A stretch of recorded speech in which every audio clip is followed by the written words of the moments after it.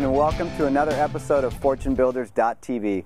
We're on site today, if you couldn't tell, and we're actually going to do something pretty cool today. We just closed on a property in San Diego here in North Park, the North Park neighborhood. Spanish Revival style, 1925, built in 1925, beat to hell, and we're gonna make it one of the best house on the block. So what I'm gonna do for today's show is we've been getting a lot of questions about how do we lay out older houses. You know, how do we change the layout? How do we make decisions? I'm gonna show you. Come on inside. First thing before we go inside, the house doesn't have a lot of yard in back, so we're gonna create a yard in front, meaning we're gonna fence it out like this neighbor did here and create a private yard in front. That's a big thing. In today's market, in a buyer's market, people want a yard. They buy a home because they want their own space. So you got to give them that. Let's pop inside. We're in the living room now. One of the things that we look at in older homes, and those of you that have been through houses see it all the time, they're really boxy. The rooms are small, and we need to open things up the best way we can given the confines of the house. So the cool thing about this house is the living room is pretty cool. It's big, and it'll be a great space. So we're not going to do anything layout-wise here. Obviously, we're going to take the paneling, well, maybe not obviously for some of you, but we're going to take this paneling down. We're going to restore this house. There's a difference between a rehab and a restoration. A restoration keeps all the original charm and all the original details, hardware, moldings, trim that you can. That's a restoration, and that's really the art in a house like this.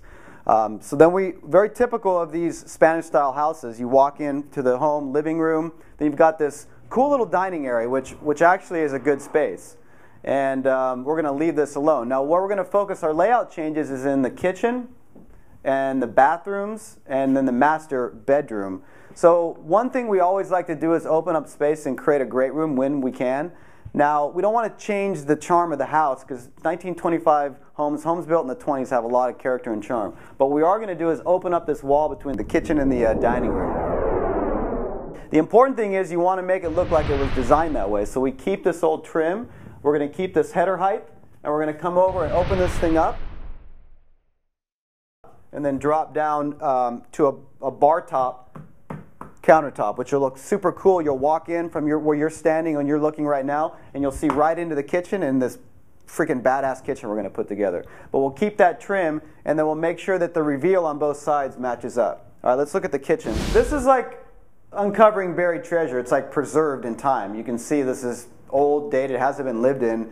The layout actually works pretty well in that the sink is going to stay over the window overlooking the side yard, which is what you're used to seeing with sinks, over the window with the view of the yard. What we are going to do here is we're going to put the stove right here.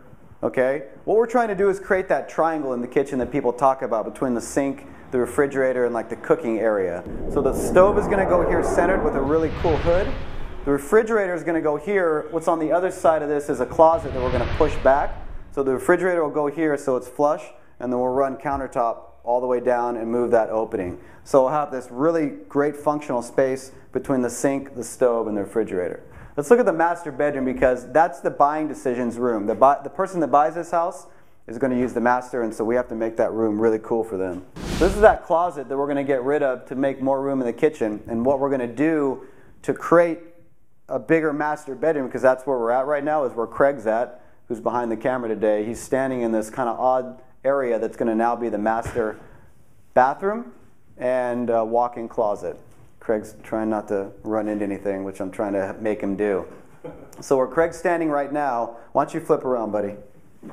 So this is like this little nook off of the master. So the first thing that we have to do is make the master a good size. So this wall right here that you see, we're going to slide it back at least 12 inches, hopefully 18 inches, which is going to create a bigger master. And where Craig's standing, you'll be able, when you guys are watching me, you'll be able to put like a queen-size bed, and that feng shui feel going on, it'll work really nice. And then this is going to consist of the master bathroom and a closet. And you'll get a better visual on the top-down layout that you're looking at right now. This is going to be the tub location right here. We're going to have the master bathtub. This wall is going to move back to probably about right here to make the master bedroom bigger. We're going to have a toilet in the middle and then a double bowl sink here, his and her sink, which is going to be an awesome bathroom and really good layout for this unusable space. And then Craig had a good idea. We're going to try to pop it right in here, a master closet. And the master closet should be a walk-in closet, and we should be able to get a pretty good sized walk-in. So I just want to show one other layout change that's really important in this house and you can think about when you're walking through homes.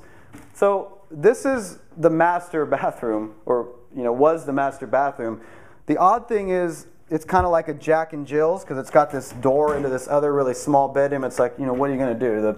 The wife is going to be down here using the toilet. Husband's going to be in the office. He's going to pop in. The wife's going to scream. No one wants that, man. Jack and Jill bathrooms suck. So we're going to get rid of this door. Get rid of this door, and then this bathroom is going to go away, and I'll show you what we're going to do with it. And when we get into this third bedroom. This is a 3-bedroom, 2-bath house, which we're going to leave it that way. But this is like a super small room, really odd size. So to maximize this room, make it bigger, this closet is going to go away, and the bedroom is going to go back about 24 inches, right? Because this closet's gone. And then we're going to flip the closet over in this space and take up part of the master, what was the old master bathroom, and then the rest of that space is going to be the walk-in closet for the master. So what we've done is taken a really small, awkward room, and we've made it bigger. We've adjusted the closet layout and also allowed us to have a bigger master on the other side. So what happens with layouts in older homes, like I said, is the rooms are odd size, and usually they have a lot of doors. For some reason, and I don't know exactly, I didn't build these homes in the 20s, obviously, but there's kind of doorway here. I mean, in this one location right here, you've got 4 freaking doors. I mean, it's like you're going to go like this. Which way am I going to go? I'm going to go here. I'm going to go here. And then I'm going to end up right back around here. Like, what's the freaking point of that? It's like no one's going to go in a circle around their bathroom into 2 bedrooms. So you got to get rid of that. This door we're actually going to leave. So we've got 2 doors into the master, but this door could be locked and never used, which would be totally fine, but they may want to use it to get to their office. This may be a baby's room back there. So rather than close this off and not give them the option, we'll leave it, but we'll make it so that it's more functional. This door is not going to be here, and their master bathroom's over there. So those are some things to think about when you're laying out older homes, and it's important because what people want when they buy a restoration is they want the charm of the house, they want the original character, but they want the newer amenities that they see in tract homes or newer homes. So that's layout really 101, 102, and 103, and even some advanced stuff. So what I want to do next is our deal or no deal. Deal or no deal? All right, so in our deal or no deal segment, I'm going to focus on one thing in the kitchen, and I'm going to talk about sink location, specifically what to do and what not to do. Lots of times people overthink the process of like where the sink should go. Now, sometimes there won't be a logical place for it. Some people like to put it or think about putting it where the living space is.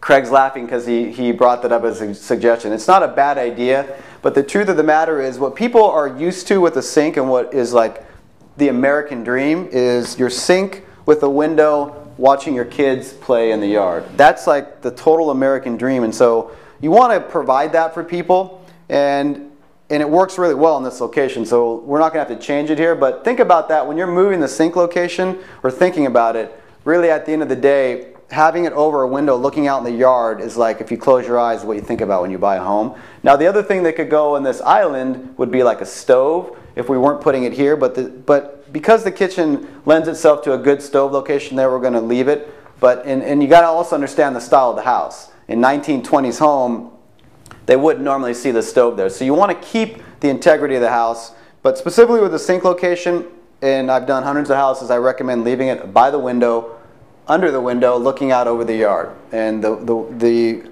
home buyer, the husband, the wife will come and they'll stand here as they're looking at the home. Everything's new. They'll turn on the water. They'll look out the window and they'll envision their kids playing. Or if they're with their kids when they're looking at the house, their kids will be playing out there, and then the house is sold.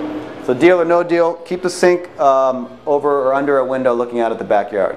Last segment, if Craig's phone stops ringing, is going to be our quote of the week.